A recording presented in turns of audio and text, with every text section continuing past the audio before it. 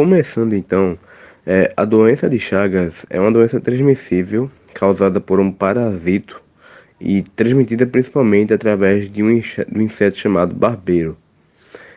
O agente causador é o protozoário denominado Trypanosoma cruzi, que no homem e nos animais vive no sangue periférico e nas fibras musculares, especialmente as cardíacas e as digestivas.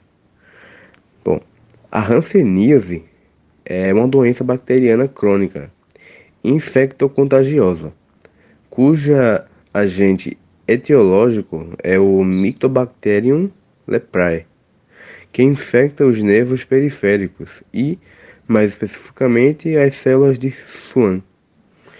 A doença comete principalmente os nervos superficiais da pele de troncos nervosos periféricos localizados na face, no pescoço, no terço médio do braço e abaixo do cotovelo e dos joelhos.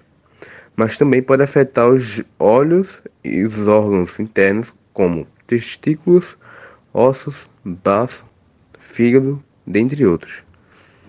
E se não tratada de forma inicial, a doença quase evolui sempre, tornando transmissível e podendo atingir pessoas de qualquer sexo ou idade, inclusive crianças e idosos. Bom, eu vou falar sobre as maneiras de transmissão da hanseníase. É transmitida por via respiratória, a inalação de gotículas e secreções nasais e orais expelidas por uma pessoa infectada, especialmente aquelas com uma forma contagiosa da doença. O contato direto, embora não seja muito comum, o contato direto com lesões cutâneas de uma pessoa infectada pode também ser uma via de transmissão. A bactéria tem um longo período de incubação, pode variar de alguns meses até 20 anos, o que torna o diagnóstico precoce um desafio.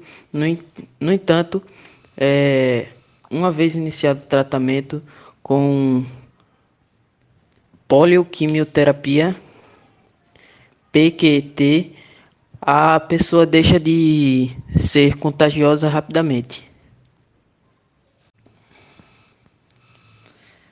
Bom, eu vou falar também sobre a maneira de transmissão da doença de Chagas. É, Sua transmissão vetorial ocorre principalmente pela picada de inseto, conhecido com o nome de barbeiro. Esse inseto se alimenta de sangue e, ao defecar no local próximo à picada, ele libera um protozoário chamado Trypanosoma cruzi, presente nas fezes, e esse protozoário pode entrar no corpo humano através de pequenas feridas ou na mucosa. A transmissão congênita. A mãe infectada pode passar o parasita para o feto durante a gravidez. A transfusão de sangue ou transplante de órgão do doador infectado, ao se alimentar de bebidas contaminadas com fezes do inseto. Acidentes laboratoriais ocorrendo em ambientes de pesquisa ou laboratórios onde há manuseio do parasita.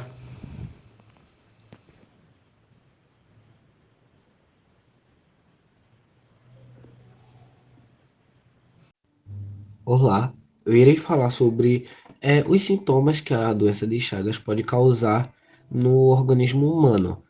Bem, irei falar sobre a fase aguda e a fase crônica da doença. Bem, a doença de Chagas pode apresentar sintomas distintos nas duas fases que se apresenta, que no caso sim é a fase aguda e a crônica. Bom, na fase aguda, os principais sintomas são febre prolongada, que é mais ou menos por mais de 7 dias, dores de cabeça, fraqueza intensa e inchaço no rosto, principalmente no local da pálpebra e pernas. Aí, no caso de picada do barbeiro, pode aparecer uma lesão semelhante a um furúnculo no local. E além do mais, ela também pode causar mal-estar, falta de apetite, o aumento do baço do fígado e distúrbios cardíacos. Bom, isso em adultos. Em crianças, o quadro pode se agravar muito mais e pode levar à morte. E frequentemente nessa fase não há qualquer manifestação da doença, podendo passar despercebida até. Mas se não tiver o tratamento adequado, essa doença pode agravar para fase crônica, que os sintomas podem sim piorar mesmo e eles podem passar com esses sintomas por anos, apresentar complicações como problemas cardíacos, insuficiência cardíaca, problemas digestivos, como megacólon e megaesôfago e, bom, portadores do Trypanosoma cruzi, em outros casos, essa doença pode prosseguir ativamente, passada a fase inicial, podendo comprometer muitos setores mesmo do organismo, não só o baço, o esôfago, o estômago, mas pode sim sofrer sintomas e você pode correr o risco até de perder esse órgão. Olá, irei falar sobre a hanseníase, que, para quem não sabe, é a antiga lepra que causava aquela vermelhidão na pele e que era altamente contagiosa, e que os sintomas podem variar dependendo da gravidade da doença. Mas os principais sintomas são tipo manchas na pele, que podem ser claras, vermelhas ou pigmentadas, e pode causar na área da pele que está infectada dormência e a sensação reduzida. Tipo, pode causar formigamento ou até a sensação de estar com a pele queimando. Mas geralmente é mais a dormência na parte infectada. Nódulos na pele, que são meio que caroços ou um inchaço na pele, que às vezes pode ser acompanhado com uma vermelhidão. Fraqueza muscular, principalmente nas mãos, pés ou face. A perda de pelos corporais, principalmente nas áreas afetadas pela doença. Lesões nos nervos, que pode levar a problemas nos olhos, mãos e pés. Entorpecimento, que é meio que a perca de sensibilidade da região afetada a calor, frio ou a dor, já que vai estar dormente. E problemas nas mãos ou pés, tipo a dificuldade de caminhar ou segurar objetos. Bom, o tratamento ele é disponibilizado pelo SUS e ele é realizado pela associação de três antimicrobianos: a rifampicina, a dapsona e a clozofazimina, que denominamos de poliquimioterapia única. Essa associação ela diminui a resistência medicamentosa do bacilo, que ocorre na frequência quando se utiliza apenas um medicamento, que acaba impossibilitando a cura da doença. A duração do tratamento varia de acordo com a forma clínica para a doença. Para pacientes com hanseníase paucibacilar, a duração é de 6 meses, e para pacientes com a multibacilar, a duração é de 12 meses. Os medicamentos são seguros e eficazes, e no início do tratamento a doença deixa de ser transmitida. Os familiares e colegas, trabalhos e amigos, além de apoiar o tratamento, também devem ser examinados. Ou seja, essas pessoas que fazem parte do coletivo ali da pessoa que é contaminada pela hanseníase. As consultas mensais recebem uma nova cartela de poliquimioterapia, e ele vai ser assistido por um profissional de saúde que faz uso da dose supervisionada. As demais doses da cartela da poliquimioterapia é tomada em seu domicílio, quando o paciente completa o tratamento do medicamento com a regularidade.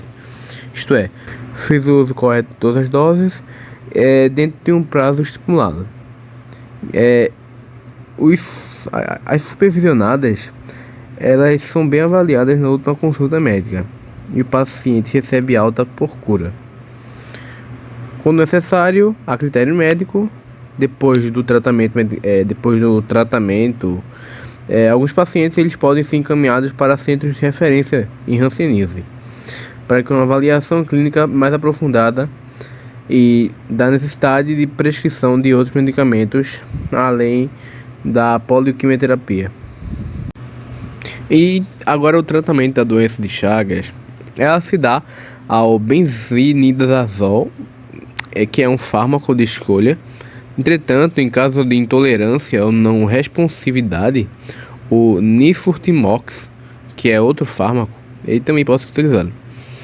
Bom, esse tratamento é indicado para todos os pacientes na fase aguda e de reativação da doença. Todavia, na fase crônica, a indicação deve ser avaliada de acordo com o quadro clínico, tendo o paciente com a forma indeterminada maior benefício com o tratamento. Além disso, o uso da bebida alcoólica é proibida, devido ao efeito antabuse, que é um quadro de palpitações, sudorese, cefaleia, náusea e vômito, resultado da associação entre a substância dos fármacos com o álcool. E, ao iniciar o esquema terapêutico, o paciente deve realizar o teste sorológico anualmente, sendo considerado curado quando houver negativação do teste por 5 anos seguidos. Entretanto, os indivíduos com a forma crônica, com esse método de avaliação, ele não é indicado. E assim, como é que a gente iria saber que essa doença está ali no organismo, né? Um dos métodos diagnósticos para saber isso é chamado de parasitológico, que é um método capaz de detectar o parasita circulando no sangue periférico. Os mais indicados é a pesquisa a fresco, método de concentração e a lâmina corada de gota espessa ou de esfregaço. Os exames parasitológicos.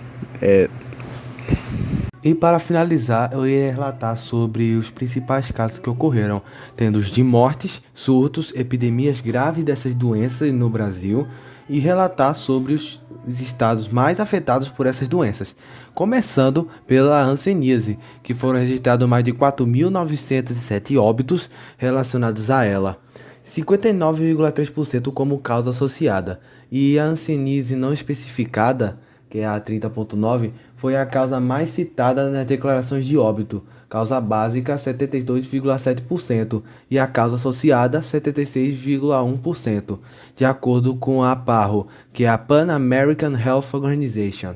E essa mesma organização, citando também a doença de Chagas, ela afetou mais de 6 milhões de pessoas em todo o mundo, na maioria delas na América Latina. Entretanto, devido ao aumento da mobilidade da população, a doença teve cada vez mais detectada em outros países e continentes.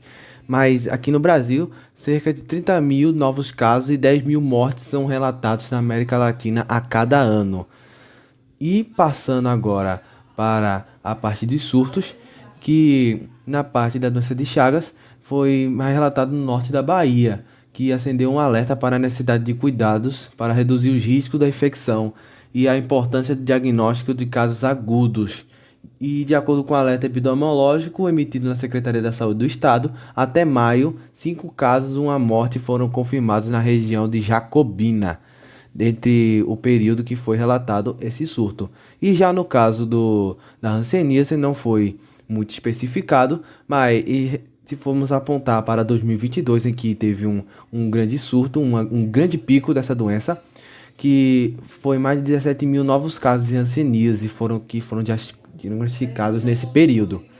E passando para os estados mais afetados por essas doenças, começando pela hanseníase, o Ministério da Saúde declarou como o Mato Grosso como líder desse ranking, que é a maior taxa de detecção da doença que foram relatados. Já no caso da doença de Chagas, ocorreu mais presente na região norte, e no caso foram 1.996 desses mesmos só no estado do Pará, de acordo com a USP, e o dado anterior foi relacionado à Agência do Brasil.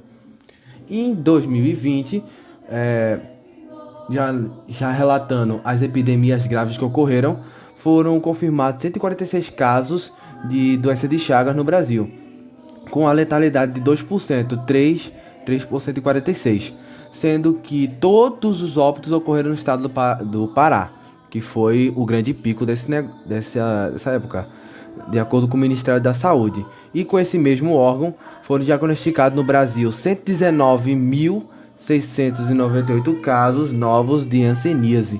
Deste total, 66.613 casos novos ocorreram no sexo masculino, em que corresponde a 55,7% do total, de acordo com esse mesmo órgão.